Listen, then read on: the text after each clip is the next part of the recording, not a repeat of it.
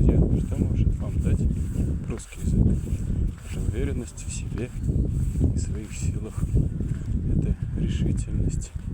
Это способность не сдаваться ни при каких обстоятельствах. Это не просто изучение еще одного языка. Это не просто изучение ради экзотики. Это погружение в целый огромный мир, целый океан русской культуры. Можно говорить много о язычестве, можно много говорить о рунах, но все это часть одного огромного мировоззрения, в котором, во-первых, важен каждый человек и усилия каждого человека, который человек прикладывает для развития себя и мира вокруг себя.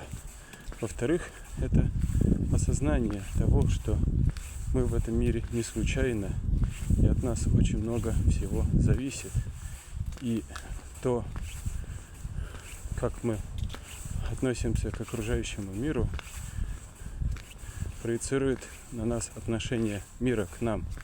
Вот это самая главная часть философии, которую важно понять и не забывать.